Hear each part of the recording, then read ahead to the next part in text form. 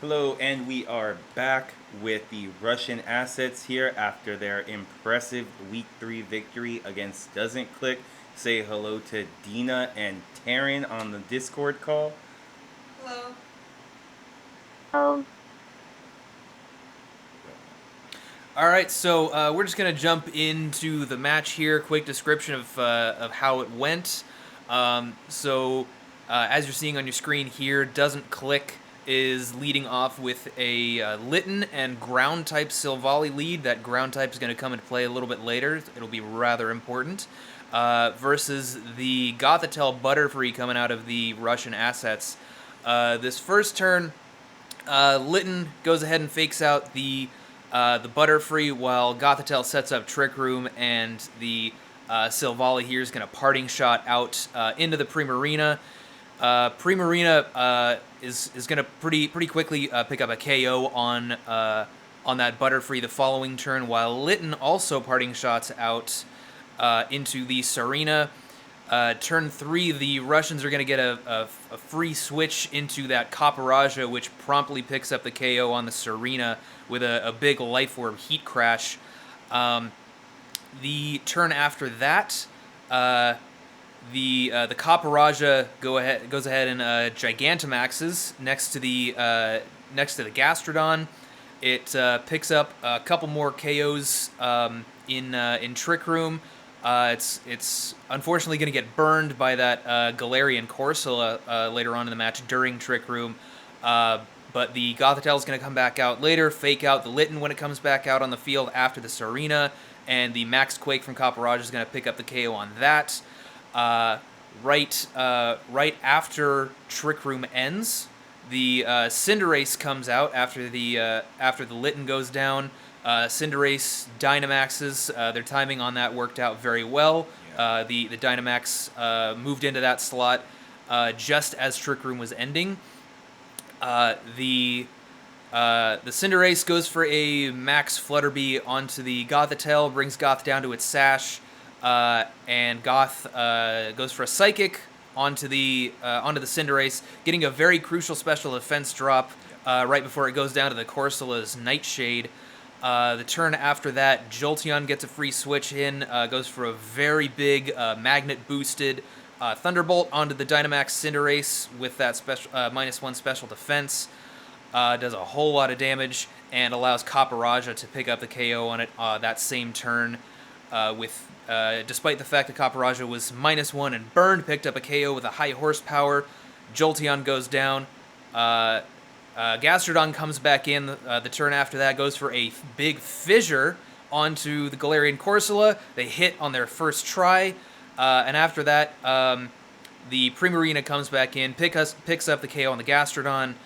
Caparaj is out there just doing as much damage as it can, waiting for it to go down so that the Russians can get a free switch into the Cinderace. The Cinderace goes for a high jump kick onto the ground-type Silvally, survives the ground-type multi-attack because it is no longer fire-type. After that, it's able to pick up the KO on Silvally with a Pyro Ball, and goes for a Protect the following turn as the Primarina dies to a Poison from the Gastrodon Sludge Bomb earlier on in the game.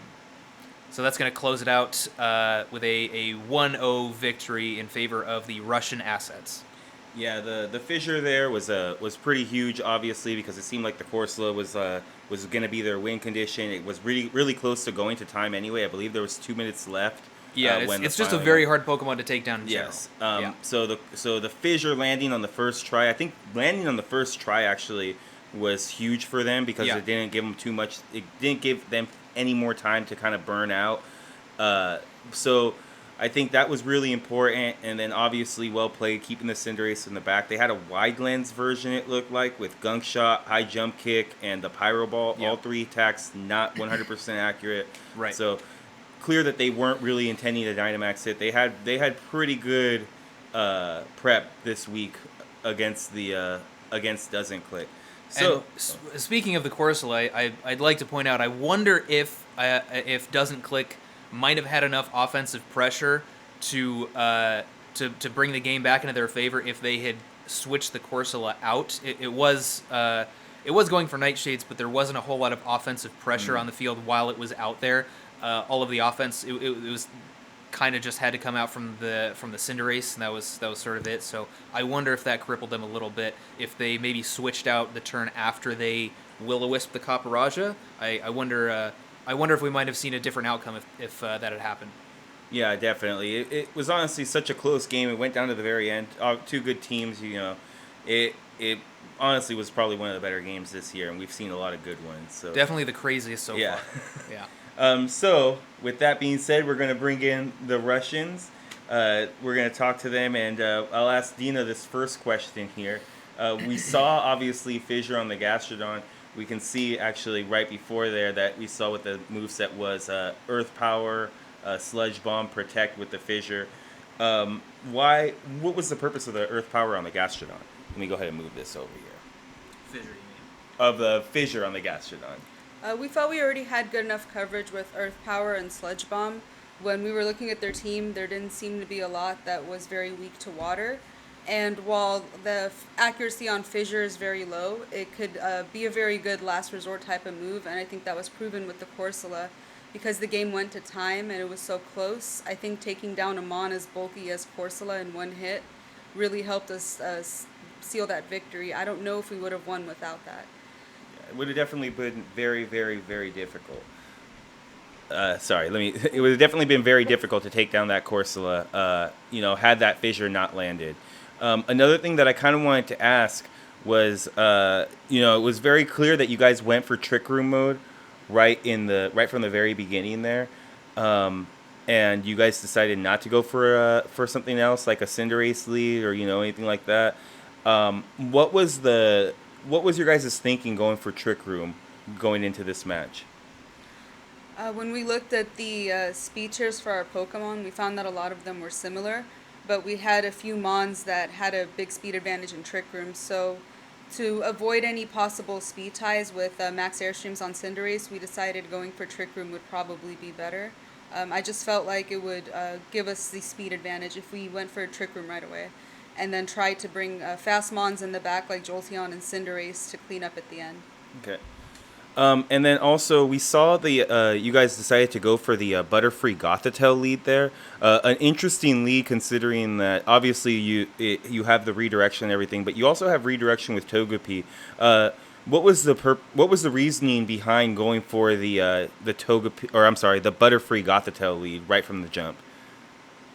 So, my boyfriend and I actually did the rough draft together because I need people to bounce off with when I'm team building. And when I explained that Trick Room was going to probably be more beneficial to us and that we should just have Goth out on the field right away, the question then was, who do we have with Goth on the field? And after some back and forth, we came up with the Butterfree Goth lead because then we have the chance at Rage Powder to redirect and then set up Trick Room, or if we feel it's beneficial, we could have gone for a really fast Sleep Powder to hopefully put something to sleep, or we could have even, used Helping Hand on the Goth and G-Maxed Butterfree and gone for a Befuddle to hopefully start some shenanigans just in turn one.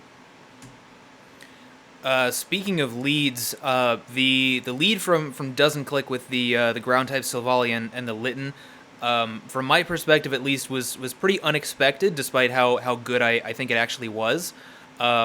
So what was that lead surprising to you? What kinds of leads and other strategies and combinations were you expecting? Their lead was definitely surprising to me. I was not expecting that. I think when we went through all the possible leads, that one wasn't one that even crossed our mind. Cinderace Raichu being kind of an obvious lead with going for max airs and a possible fake out. And something I was really concerned about since we were going so heavy in Trick Room was Orbeetle. When I saw that it learned Imprison in Trick Room, I was really concerned that they could lead that and shut down our Trick Room, which would have really put us in a tough position. We weren't expecting was the lead they gave us, which was Litten and Silvally. When we were team building, we were wondering, are they going to give Silvally a type or are they going to give Silvally an actual item? And it got to the point where it's like there's too many variables, there's too many things they could like use with it.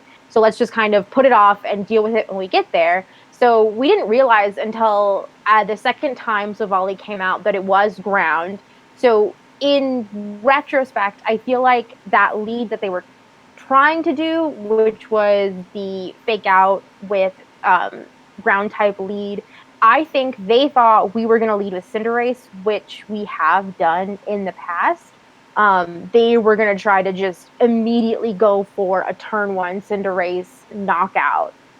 And that I remember when that lead came out, both Dina and I were like, "What are they doing? What is going on?" But it makes sense after the game. Yeah, I think I mean, despite how well you guys played, I do want to give some props to Doesn't Click for that lead because I think it was really really clever and covered a lot of options. The intimidate, just in case you guys led Cinderace was really important, and then the ground typing on Silvally was would have allowed it to hit that Cinderace pretty well, even if you guys went for like a Steel Spike, and both of their leads having parting shot allowed them to pivot even while you guys had Goth on the field. So I think that was a really really smart lead from them.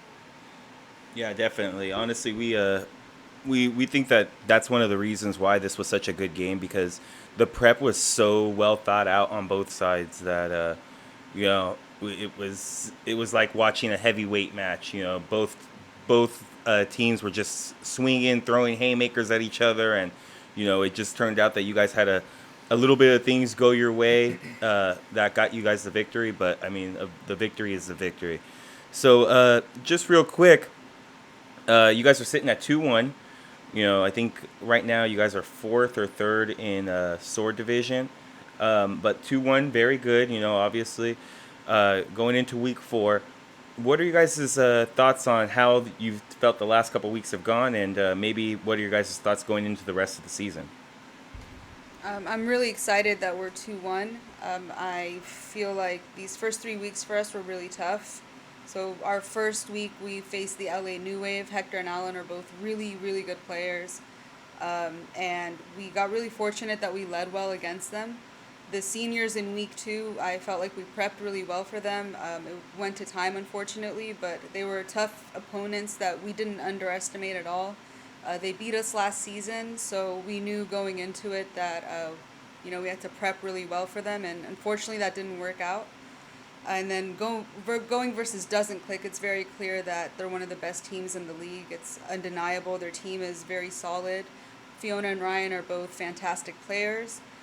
Prepping against them was really tough because they have so many different modes that are just so scary and you have to respect. And it was just going for a read as far as what they were going to lead. And we got lucky that it kind of worked out in our favor, but it was really close. The game really, really, I feel like could have gone either way. So that was probably one of our toughest matchups in the entire league. So last season, I also felt like our team was very top heavy. We drafted Rhyperior and Mew, and I don't feel like we supported those two very well. So we didn't really have a lot of modes. This team that we drafted this season, I feel like is more balanced. We have a lot more options that we can work with, and I feel like that's giving us better results this time around. So I just hope that we finish strong and make playoffs this year. I feel we've done very well, but I do think it's important to keep in mind that this is the game of Pokemon, and we shouldn't really underestimate anyone, nor should we underestimate good or bad RNG for us. Yeah, definitely. You know, you guys are definitely sitting in a good spot. Those were 3 teams that you mentioned that we've talked about before. They're good players behind those teams. You have to bring good prep for them. So coming out 2-1 out of that, beating one of the best teams in the league and Doesn't Click, that definitely shows that you guys learned a lot from your guys' season last year or last season because honestly, you guys were doing pretty good in the first place and barely missing playoffs. That's not too bad. It's very clear that with the additional information you guys learned, playing last year in this format or last season in this format. It's going to come and help you guys. And honestly, 2-1 right now, where you guys are at, that's pretty good against those three teams. You could very easily be 0-3. Any team in the league going against those three in a row. So coming out 2-1 shows that you guys are really here to make playoffs and actually make a big dent on this league. Especially taking a win off of Doesn't Click, considering that's one of your wins instead of your loss. Yeah, definitely. That's huge. Yeah, definitely. Anything else that you guys wanted to add before we're finished up here? I do want to add something to the fissure question. So last season when we battled the Amazing Ryan and Fiona on their Obstagoon, which is kind of why I've been obsessed with Obstagoon this week, is just because I'm now very scared of it. But their Obstagoon last season switcheroo to flame orb onto our Rhyperior, and when it happened, I remember just this like moment of silence between me and Dina, and one of us just said, "Well, that was so good, we can't be mad." Like what? And so when we were team building, like I really wanted a way to potentially meme them back as a show of respect to how they originally memed us. Yeah, well, you guys definitely succeeded. Landing a fissure on their win con like that is definitely going to make them remember that they got memed on. So, anything from you, Dina? You all set? Good. All right, so that kind of wraps us up. We're going to be right back with the rest of our power rankings. I believe we're going to start We're Geniuses or We're Idiots next. So we'll see you guys then.